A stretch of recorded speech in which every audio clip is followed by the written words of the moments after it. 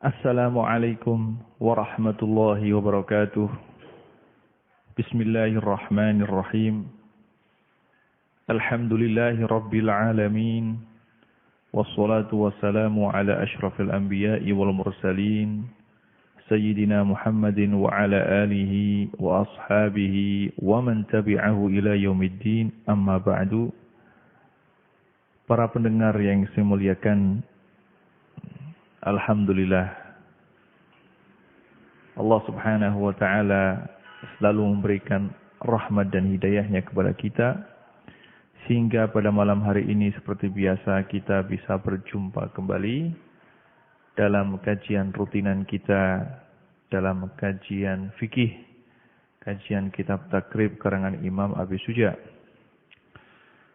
Alhamdulillah, para pendengar yang saya muliakan, dalam kajian kita yang lalu telah kita selesaikan kajian kita dan pembahasan kita mengenai toharoh yang pertama, yaitu telah kita selesaikan pembahasan kita mengenai hal-hal yang berhubungan dengan wudu. Telah kita terangkan dalam kajian kita yang lalu mengenai rukunnya wudu, sunnah-sunnahnya wudu, dan hal-hal yang membatalkan wudu.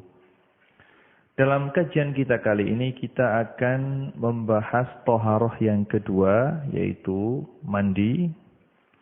InsyaAllah dalam kesempatan kita kali ini kita akan membahas mengenai sebab-sebab atau hal-hal yang mewajibkan mandi. Kalau masih ada waktu, kita akan sedikit membahas mengenai rukun-rukunnya mandi.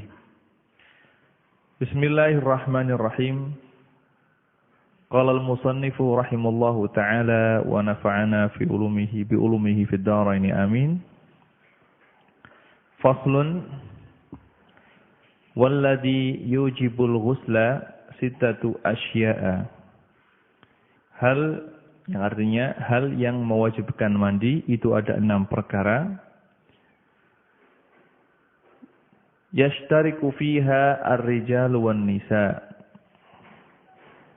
6 perkara tersebut dibagi menjadi 2. Yang pertama yaitu hal-hal yang berlaku untuk orang laki-laki dan untuk orang perempuan. Wahya, hal-hal tersebut iltiqa'ul khitanaini, bertemunya 2 kemaluan, kemaluan laki-laki dan kemaluan perempuan. Wa inzalul maniyyi, dan yang kedua adalah keluarnya air mani. Wal mautu, yang ketiga adalah kematian. Adapun hal yang kedua, wa salasatun takhtassu bihan nisa'u. Pembagian yang kedua yaitu 3 hal yang khusus terjadi pada wanita. Wahya, 3 hal tersebut adalah al-haidhu, haid, wan nifasu, dan nifas, wal wiladatu, dan melahirkan. Inilah 6 hal yang mewajibkan mandi. Kalau salah satu dari hal ini terjadi pada seseorang, maka wajiblah atas orang tersebut untuk mandi. Sebelum kita memasuki keterangan kita mengenai hal-hal yang mewajibkan mandi, seyogyanya kita akan membahas terlebih dahulu mengenai arti daripada mandi itu sendiri dan hikmah daripada diwajibkannya mandi. Al-mandi dalam bahasa Arab adalah al-ghuslu. Ya, kalau kita sebut dengan bahasa Arab memakai kata al-ghuslu, yang mana al-ghuslu ini menurut bahasa artinya adalah sayalanul ma'i ala syai'i, adalah mengalirnya air kepada dalam sesuatu. Mengalirnya air ini kalau dalam bahasa Arab namanya al-ghuslu. Wa syar'an, adapun arti daripada mandi atau al-ghuslu menurut istilah ulama ahli fikih adalah jaryanul ma'i alal badani biniyatin makhsusah.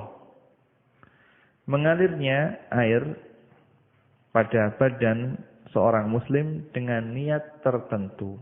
Ini adalah Arti mandi menurut ulama fikih. Mandi atau al-ghuslu adalah hal yang diperintahkan dan dianjurkan oleh agama. Baik mandi tersebut adalah hanya sekedar untuk membersihkan badan, atau mandi tersebut adalah untuk menghilangkan hadas. Baik mandi tersebut sebagai syarat sahnya ibadah atau tidak menjadi syarat sahnya ibadah. Jadi mandi secara umum adalah hal yang dianjurkan dan diperintahkan oleh agama. Ini bisa kita bisa kita ambil kesimpulan bahwasanya seperti yang sering kita ucapkan dan sering kita terangkan, agama Islam selalu menganjurkan pengikutnya untuk berbuat bersih. Baik bersih kepada dirinya sendiri atau bersih kepada lingkungannya. Perintah untuk mandi ini bisa kita temukan baik di dalam Al-Quran atau di dalam hadis atau di dalam ijma' para ulama. Kalau kita tengok dan kita cermati firman Allah Subhanahu wa taala dalam surat Al-Baqarah ayat 222, Allah Subhanahu wa taala telah berfirman, "Innallaha yuhibbut tawwabina wa yuhibbul mutatahhirin." Sesungguhnya Allah Subhanahu wa taala menyintai orang yang bertaubat dan menyintai orang yang berbuat bersih. Al-mutatahhirin, orang yang berbuat bersih, baik berbuat bersih kepada zahir dengan mandi dan dengan membersihkan segala sesuatu yang berada di sekitarnya, atau berbuat bersih terhadap batinnya dengan membersihkan hatinya dari sifat-sifat yang tercela, dari sifat dengki, dari sifat tidak suka, dari sifat iri hati, dari dosa-dosa. Ini adalah orang yang dicintai oleh Allah Subhanahu wa taala, adalah orang yang selalu membersihkan dirinya. Membersihkan dirinya, membersihkan zahirnya dengan cara mandi, dengan cara membersihkan lingkungan. Ini membersihkan zahir. Kalau membersihkan batin dengan menjauhi sifat-sifat yang tercela dan dengan bertaubat kepada Allah Subhanahu wa taala, juga dengan melakukan perintah Allah Subhanahu wa taala, dengan melakukan salat 5 waktu. Berarti orang tersebut telah membersihkan zahirnya dan batinnya dari segala dosa. Karena sebagaimana disebutkan dalam hadis yang sahih, bahwasanya Rasulullah Shallallahu Alaihi Wasallam membuat perumpamaan orang yang salat 5 waktu seperti orang yang mandi 5 kali. Maka secara otomatis orang yang mandi 5 kali maka tidak akan kita temukan di badannya sedikit pun kotoran. Begitu juga orang yang selalu mengerjakan salat 5 waktu dengan khusyuk, maka Allah Subhanahu wa taala akan membersihkan orang tersebut dari segala macam dosa. Itu kalau salat tersebut kalau kita lakukan dengan cara yang khusyuk dan memenuhi syarat rukunnya. Allah Subhanahu wa taala berfirman bahwasanya salat itu menjaga manusia dari perbuatan keji dan mungkar. Dalam hadis juga telah kita temukan banyak sekali hadis yang menganjurkan kita untuk berbuat bersih. Di antaranya adalah hadis yang diriwayatkan oleh Imam Bukhari dan Imam Muslim dari sahabat Abu Hurairah radhiyallahu anhu qala Rasulullah sallallahu alaihi wasallam haqqun ala kulli muslimin ay yaghtasila fi kulli sab'ati ayyamin yawman yaghsilu fihi ra'sahu wa jasadahu. Wa inda Muslim haqqun lillahi. Arti daripada hadis ini adalah Rasulullah sallallahu alaihi wasallam telah bersabda sebagaimana diriwayatkan oleh sahabat Abu Hurairah, diriwayatkan oleh Imam Bukhari dan Imam Muslim, haqqun ala kulli muslimin. Kewajiban bagi setiap orang Islam untuk mandi sekali setiap 7 hari. yaghsilu fihi ra'sahu wa jasadahu, dengan membersihkan kepalanya dan seluruh badannya. Ini adalah bahwasanya suatu kewajiban dan suatu keharusan bagi seorang yang muslim untuk mandi paling tidak seminggu sekali, yaitu di hari Jumat. Hadis ini adalah di antara beberapa hadis yang dijadikan sandaran oleh beberapa ulama bahwasanya mandi Jumat hukumnya adalah wajib, yaitu pendapatnya ulama Hanabilah dan sebagian ulama Zahiriyah. Adapun untuk ijma ulama, sebagian ulama telah menukil ijma atau kesepakatan para ulama bahwasanya mandi adalah hal yang dianjurkan. Mandi untuk sekedar membersihkan badan hukumnya adalah sunnah. Adapun mandi dengan tujuan untuk sahnya ibadah hukumnya adalah wajib. Dan hal ini tidak ada perbedaan pendapat di antara ulama bahwasanya mandi itu sesuatu yang dianjurkan. Baik mandi sunnah ataupun mandi wajib. Ini adalah dalil-dalil yang menerangkan mengenai diperintahkannya untuk selalu menjaga kebersihan dengan mandi. Adapun hikmah daripada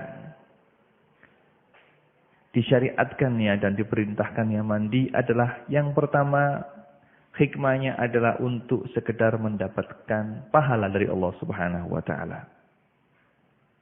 Karena apa? Karena kalau mandi yang dia lakukan hukumnya adalah wajib sebagai syarat sahnya suatu ibadah, maka mandi tersebut adalah mandi yang mana bila dilakukan dengan ikhlas akan mendapatkan pahala dari Allah Subhanahu wa taala.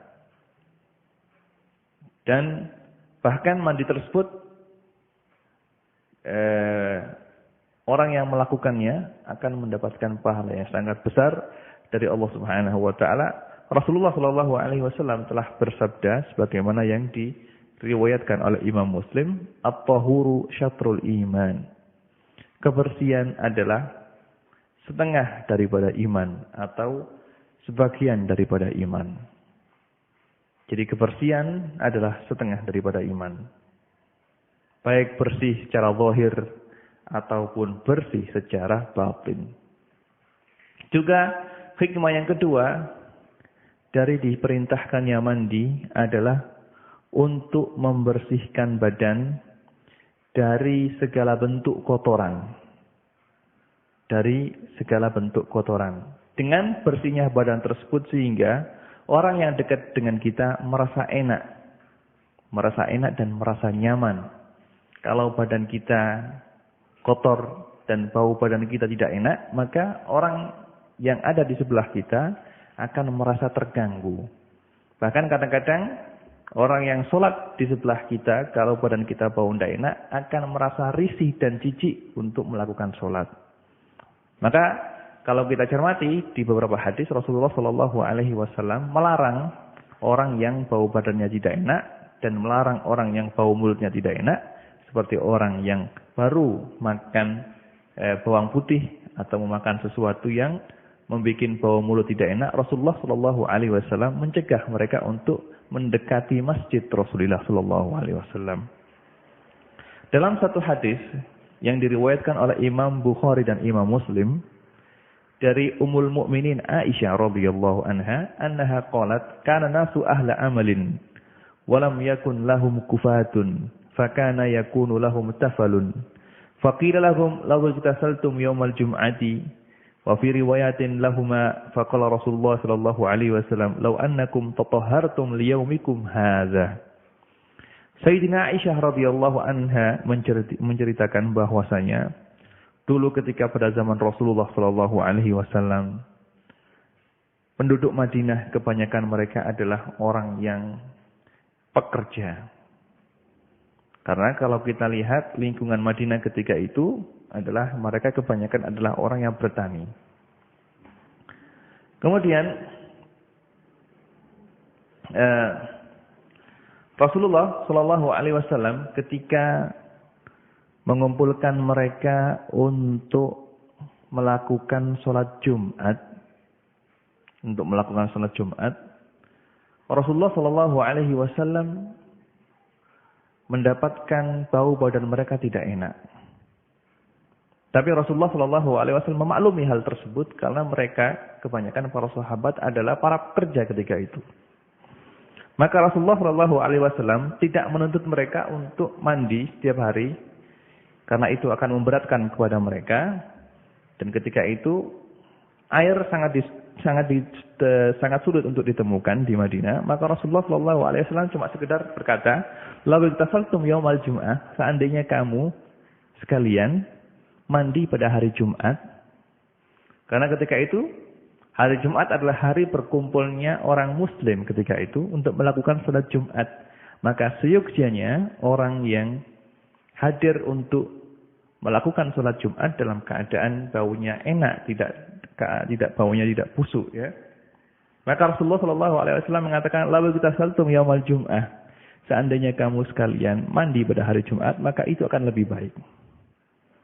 Dalam satu riwayat Rasulullah Shallallahu Alaihi Wasallam mengatakan, "Lau annakum tatahhartum liyaumikum hadza." Seandainya kamu berbuat bersih untuk hari kamu, hari Jumat ini, maka itu adalah hal yang baik. Ini adalah hikmah yang pertama. Jadi hikmah yang kedua,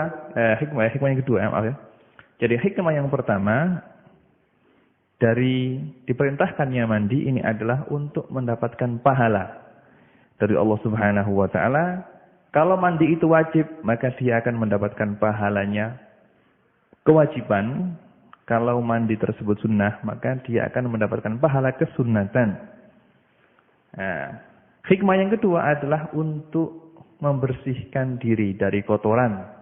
Yang mana hal tersebut adalah sangat penting sekali, seperti yang saya terangkan tadi, karena orang Islam tidak lepas dari berkumpul dengan Muslim yang lainnya.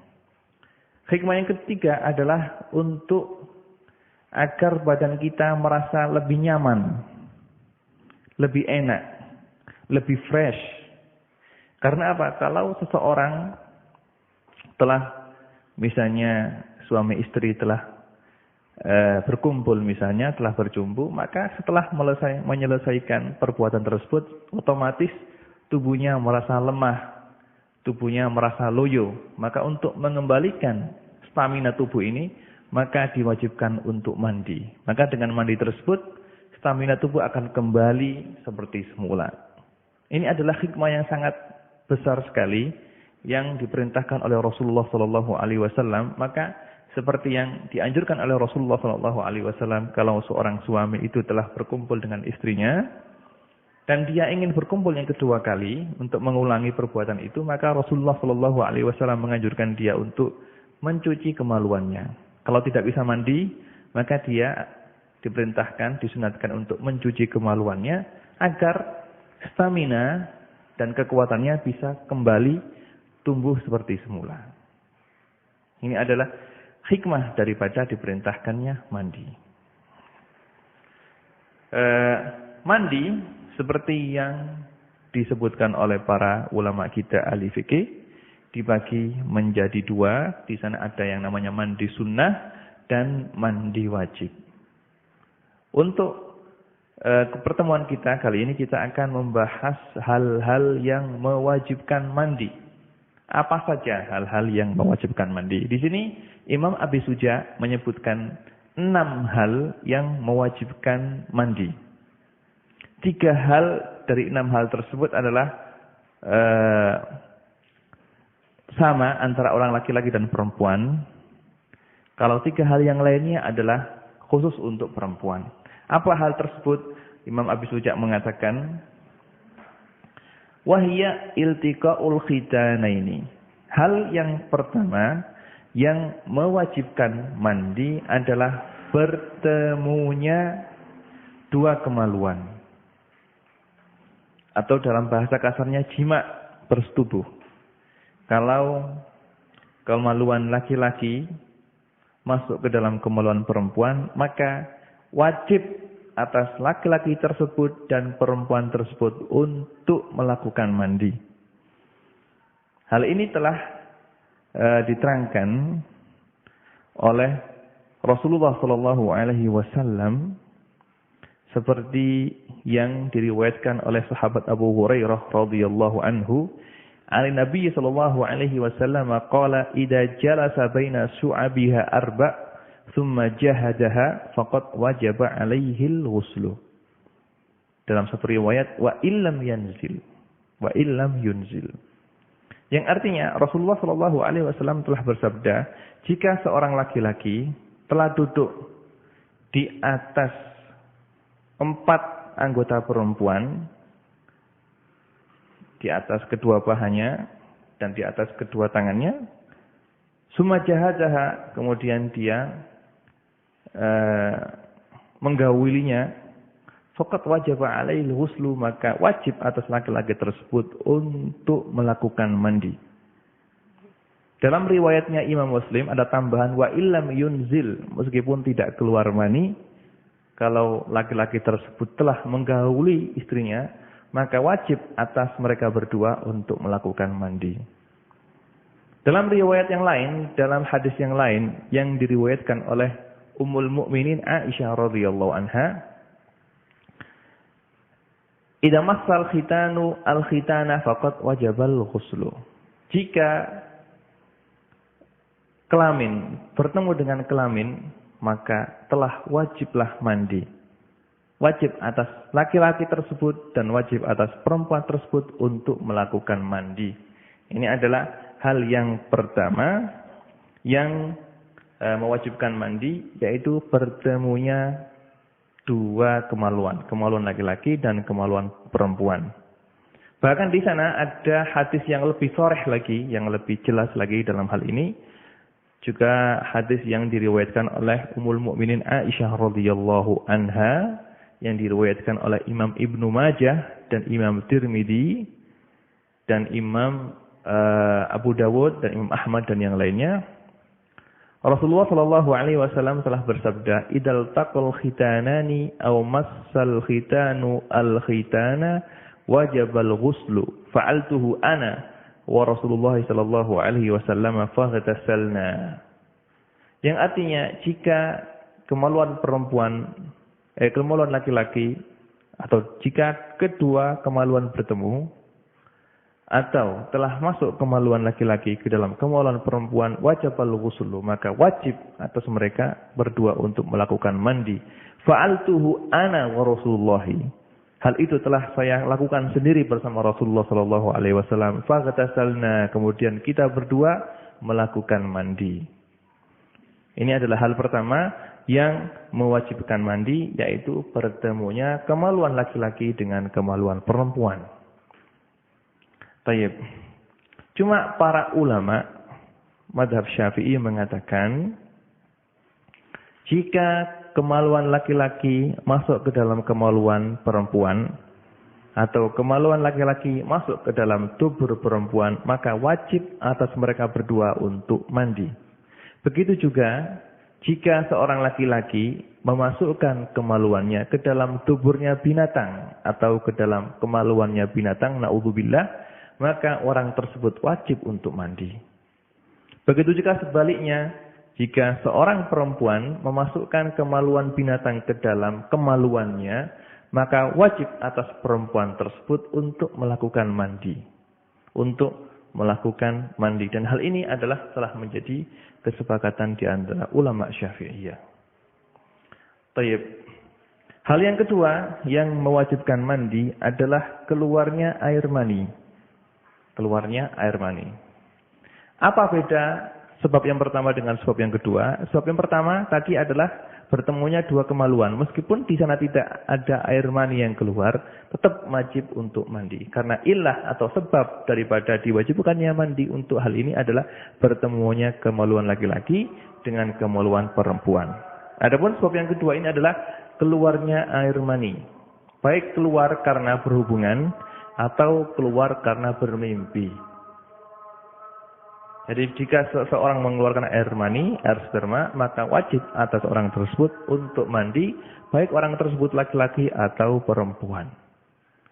Dalil daripada hal tersebut adalah hadis yang diriwayatkan oleh Imam Bukhari dan Imam Muslim dari Ummul Mukminin Ummu Salamah radhiyallahu anha qalat, ja'at Ummu Sulaimin ila Rasulillah sallallahu alaihi wasallam faqalat ya Rasulullah inna Allah la yastahyi min al-haqq fahal 'ala al-mar'ati ghuslun idha ihtalamat faqala Rasulullah sallallahu alaihi wasallam na'am idha ra'atil ma'.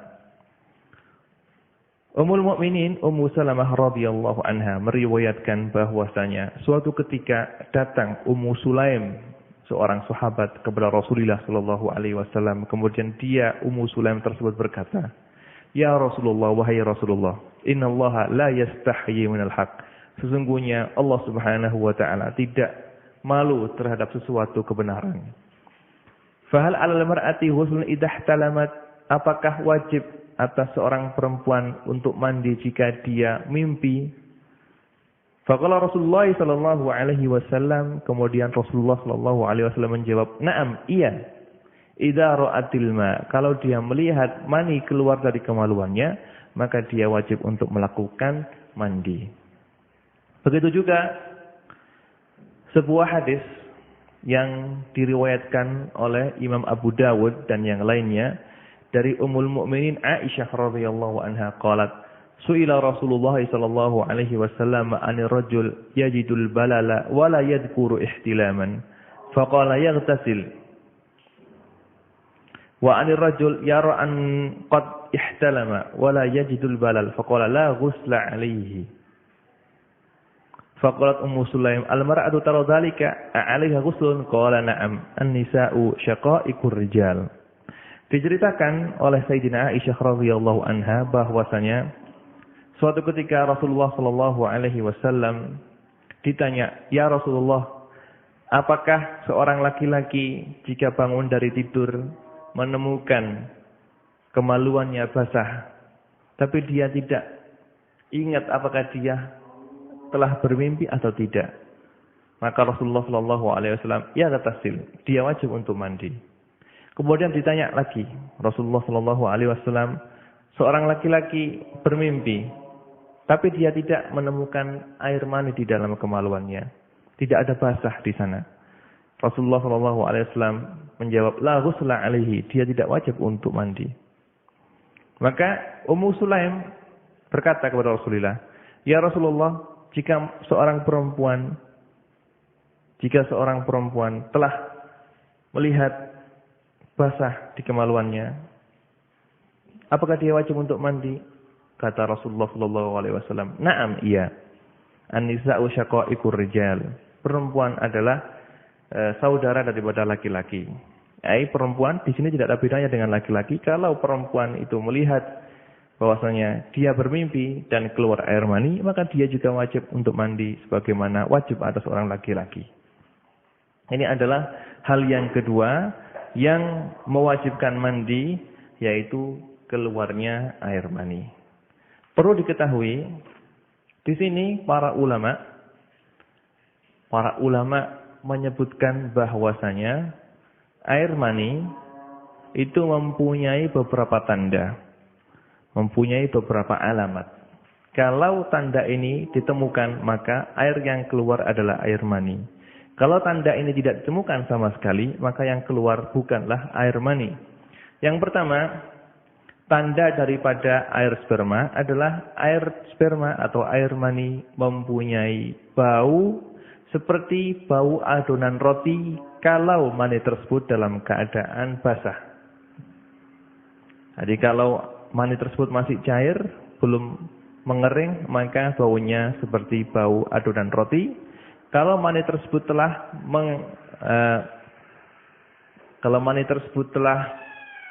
mengering, maka baunya seperti bau putihnya telur. Ini adalah tanda yang pertama. Tanda yang kedua, mani tersebut keluarnya adalah dengan muncrat. Allah Subhanahu wa taala telah berfirman dalam surat At-Tariq ayat 6. Allah Subhanahu wa taala berfirman, "Min ma'in dafiqin yakhruju min baini sulbi wat tara'ib." Jadi mani adalah air yang keluar dengan muncrat. Ini adalah tanda yang kedua. Tanda yang ketiga, at-talazzuz bi khurujihi. Orang yang keluar mani biasanya disertai dengan rasa nikmat. Disertai dengan rasa nikmat.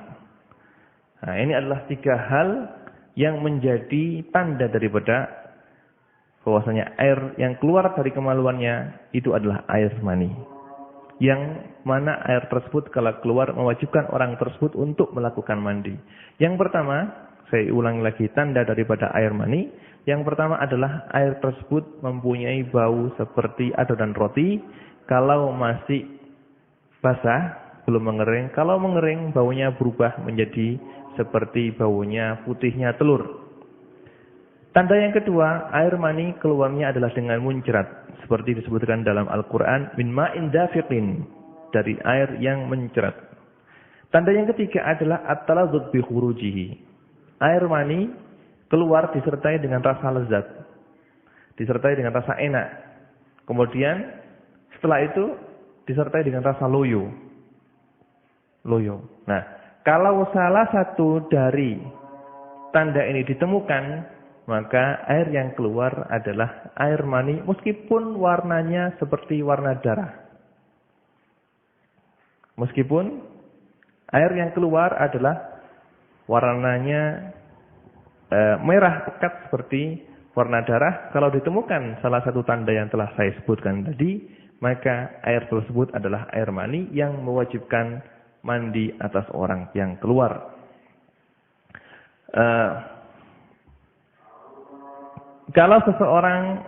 Jika seseorang tidur, kemudian setelah bangun dari tidurnya, dia menemukan bahwa di sekitar kemaluannya telah basah. Dan dia tidak ingat apakah dia mimpi atau tidak. Yang penting ketika dia bangun, dia menemukan basah di sekitar kemaluannya. Maka dia ragu-ragu apakah cairan basah itu mani atau bukan mani. Maka dalam hal ini, menurut qaul yang mu'tamad dalam mazhab Syafi'i, orang yang mengalami kejadian seperti ini, maka dia boleh memilih antara 2 hal. Boleh dia menjadikan air yang keluar tadi adalah mani sehingga dia wajib untuk mandi. Boleh dia menjadikan air yang keluar dari kemaluannya tadi itu bukan mani. Kalau kita jadikan air tersebut bukan mani, maka dia wajib untuk mencuci pakaian yang terkena air tersebut. Karena setiap sesuatu yang keluar dari kemaluan hukumnya adalah najis, kecuali air mani. Ini adalah yang berhubungan dengan tanda-tandanya mani. Untuk sebab yang ketiga adalah al-mautu. Kematian. Kematian adalah sebab yang mewajibkan mandi. Cuma yang wajib mandi adalah orang yang hidup. Orang yang hidup wajib untuk memandikan orang yang telah meninggal. Dalil daripada hal ini adalah hadis yang diriwayatkan dari sahabat Ibnu Abbas radhiyallahu anhuma, anna Rasulullah sallallahu alaihi wasallam qala fil muhrim alladhi waqasathu naqatuhu ighsiluhu bima'in wa sidrin. Jadi kematian adalah hal yang mewajibkan untuk mandi, adalah hadis, dalilnya adalah hadis yang diriwayatkan oleh Imam Bukhari dan Imam Muslim dari sahabat Ibnu Abbas radhiyallahu anhuma, bahwasanya pada haji wada ketika Rasulullah sallallahu alaihi wasallam menjalankan ibadah haji beserta dengan para sahabatnya, di situ seorang sahabat jatuh dari ontanya kemudian meninggal. Maka Rasulullah sallallahu alaihi wasallam menyuruh para sahabat yang lainnya untuk memandikan sahabat yang meninggal tadi dengan memakai air yang dicampur dengan daun dara.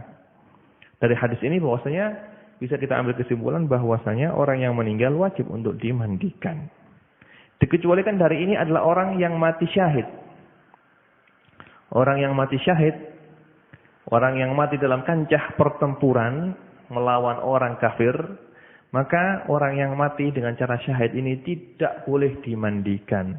Tidak boleh dimandikan, dan insya Allah akan kita bahas dalam kajian kita yang akan datang bahwasanya orang yang mati syahid tidak boleh dimandikan karena darah yang menempel di badan orang yang mati syahid besok akan berubah menjadi misik, akan menjadi saksi bahwasanya orang ini adalah orang yang meninggal karena membela agama Allah Subhanahu wa taala. Kemudian hal yang keempat dan hal yang kelima dan hal yang keenam yang menjadi penyebab diwajibkannya mandi adalah haid, nifas, dan wiladah. Dan hal ini adalah hal-hal yang khusus untuk orang perempuan. Jadi, jika seorang perempuan telah suci dari haid, maka dia wajib untuk mandi. Allah Subhanahu wa taala telah berfirman seperti dalam surah Al-Baqarah ayat 222, "Wala taqrabuhunna hatta yadhurna, fa idza tatahharna fa'tuhunna min haitsu amarakumullah." Fala taqrabuhunna. Jika perempuan-perempuan kamu dalam keadaan haid, fala taqrabuhunna, maka jangan dekati mereka. Maksudnya jangan kumpuli mereka hatta yadhurna, sehingga mereka suci. Fa idza tatahharna, jika mereka telah mandi setelah suci, fa'tuhunna min haitsu amarakumullah, maka kumpulilah mereka sebagaimana kamu atau sebagaimana Allah Subhanahu wa taala telah memerintahkan kamu untuk mengumpulinya. Di sini Allah Subhanahu wa taala mewajibkan seorang perempuan jika telah suci dari haidnya untuk mandi sehingga halal boleh dikumpuli oleh suaminya.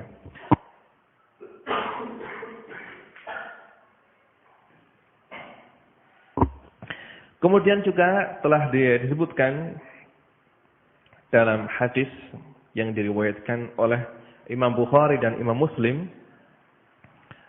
Rasulullah Shallallahu Alaihi Wasallam telah bersabda, telah berkata kepada Fatimah binti Abi Hubaysh, yang mana Fatimah binti Abi Hubaysh ketika itu terserang penyakit istihadah. Rasulullah Shallallahu Alaihi Wasallam berkata kepadanya, "Faida akbalatil haidatu fada'is salata. Wa idza adbarat faghsili anki dama wa shalli."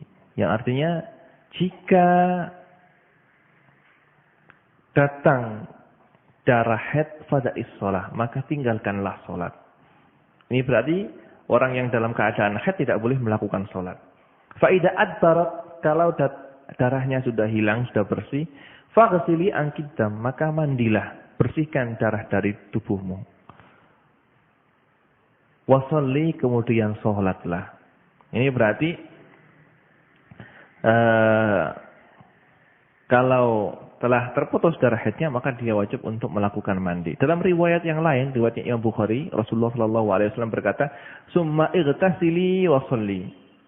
Kemudian kalau darah haid telah selesai, maka mandilah dan lakukanlah sholat.